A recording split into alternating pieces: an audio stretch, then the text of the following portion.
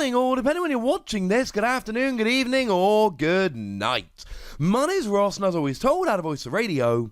So today, I want to talk about Palkia. You see, a couple of days ago, I showed you that Palkia GX was weirdly expensive. Now, we were looking at buy lists for Japanese shops, but it totally works. It's a comparison. The figures aren't perfect because they're buying prices, not selling prices, and singles are cheaper in Japan, but the comparative worked. And Palkia came in more expensive than Dedenne, more expensive than Arceus and Alga and Palkia, more expensive than Full Art Dragapult V, more expensive than Victini Prism Star. All good cards we expect to see an awful lot of play. So the question then becomes, well, alright then, why? Why is Palkia GX suddenly really, really good? Let's have a look, shall we? Now, one thing that's very important to note, there are actually two Palkia GX that exist at the moment, and they are exactly the same, with the exception of the typing. So we've got Water-type Palkia GX, and we've got Dragon-type Palkia GX, and unlike some of the alternate-type ones we've seen previously, we've even got the exact same attack cost. The only things that are different are that we've got Water typing or Dragon, and Grass weakness or Fairy. Other than that, the cards are literally identical. Now, it's not seen a huge amount of play up to now. That's not to say nobody has ever played it, but it's not seen a huge amount of play. We've had ways to accelerate water energy. We've had the combination of Naganadel and Quagsire, and you could even, if you want, add red and blue into that. You would need to play some kind of stage 1 GX, and then you search it out with red and blue, and then attach 2 water energy to it. Something like the Silvally, that once during your turn lets you draw until you've got 5 cards in hand. Decent attack as well, 120 if you've played a supporter, but really the goal with Silvally is just use it as a draw engine. So we've had ways to accelerate water energy to potentially make Palkia good. It's just not really seen much love, if I'm honest with you.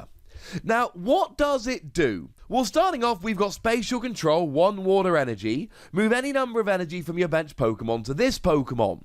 But if it's in the active, you could use Quagsire's ability to move the energy over, so let's not worry about that one. We've then got free colorless energy, 60 damage, plus 20 more for each water energy attached to this Pokemon. One of those attacks where you just pile water energy on.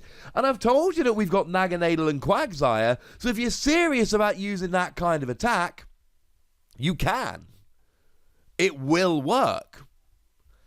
The problem is, this attack is identical to Quagsire's.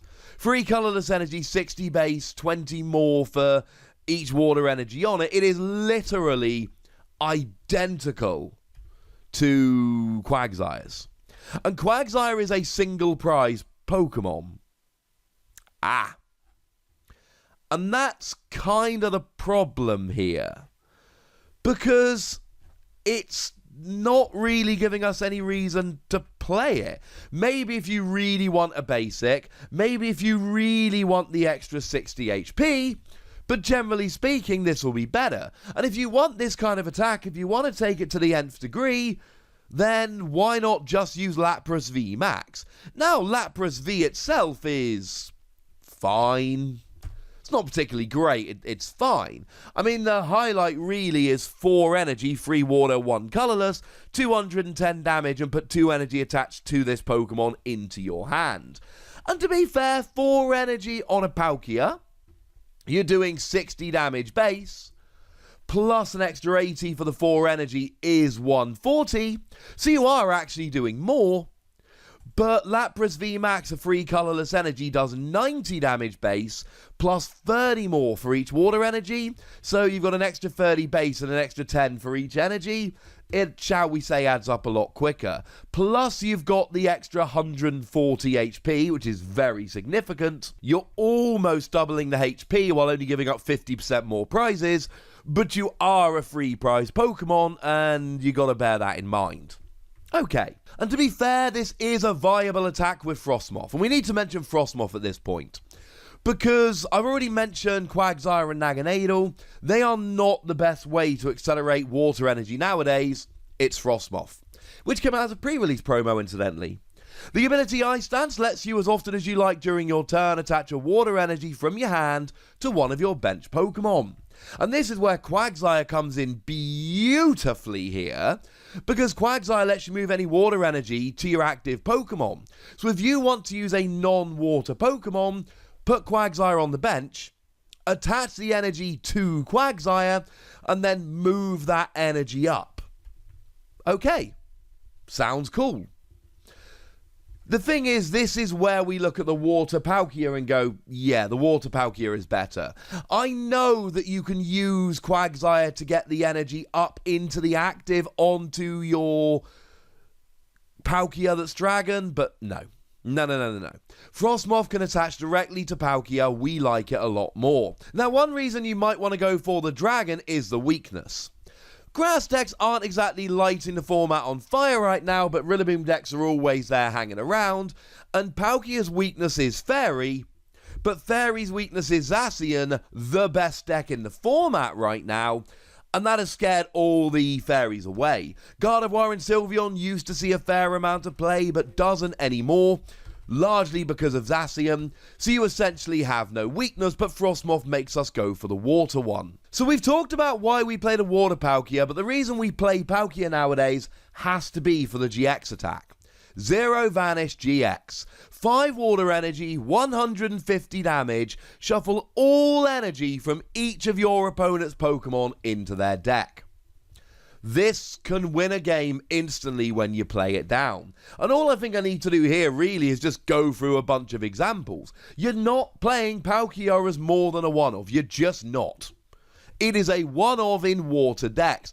As I mentioned in previous videos, Inteleon V Max is a deck that's actually seen a bunch of play and a bunch of love with this.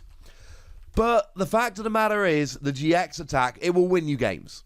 It will literally win you games. So, I mean, one of my favourite uses here is Malamar. You see, what Malamar does is it accelerates energy from the discard pile to your bench Pokemon. And one of the things I love about this is it's shuffling energy into your opponent's deck, not discarding it. If you discarded it all, Malamar could just start reattaching it and then they'd probably be okay. But they're not. So they're not. And that's a bit of a problem.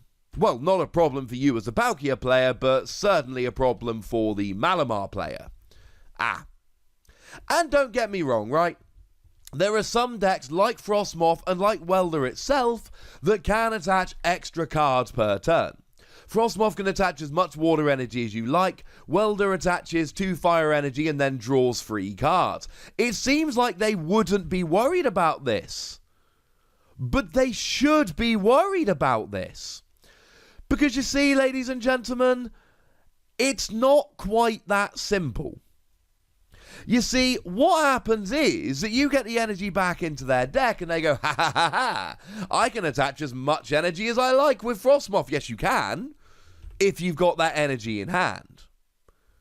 And if they do get the energy in hand, then yes, I get it, etc.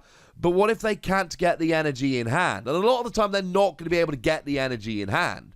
It's just not going to work. And with Welder decks, it gets even worse, because Welder decks need the energy in hand and the Welder. And we see that Welder decks tend to play Pokegear so that they can find those Welder more easily. They tend to play Palpat so they can recover and reuse those Welder. Okay, great. So that means that if you wait till the mid to late game, that's going to be very, very awkward, because they might not have the Welder. That's a problem, ladies and gentlemen. That's a problem. And if you look at kind of ADP decks, it gets even worse. You see, Arceus and Dialga and Palkia, they accelerate energy.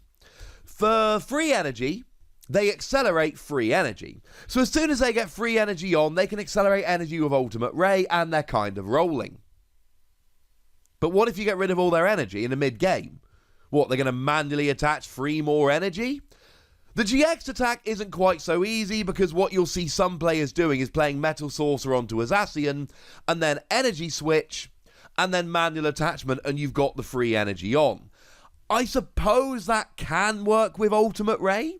You can double Metal Sorcerer and double energy switch, and it will work. But do we honestly think that's going to work regularly and often? Maybe it will, ladies and gentlemen. Maybe it will.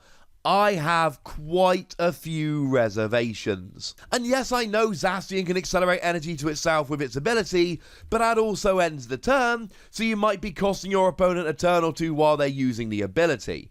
And I know that Zacian can use Metal Saucer, but the timing, remember, this is a GX attack, this is a once per game attack. The timing here is absolutely crucial. If your opponent has used free Metal Saucer, they are not getting a Zacian going in one turn. Now, it's possible using the ability, one Metal Saucer, one from hand ability. To be honest, ability could hit free energy and do it by itself, but the ability ends your turn. So I don't think that's something that we're going to regularly really be wanting to use. Look at something like Pikachu and Zekrom decks. Pikachu and Zekrom decks are very kind of similar in that you attach free energy to them, and then they accelerate free energy. The thing is, this is generally a one-shot plan. You Fund a Mountain to reduce your energy cost by 1. You Tapu Koko to accelerate an energy onto it. If you don't have Fund a Mountain, you can energy switch the second energy you get from Tapu Koko if you prefer.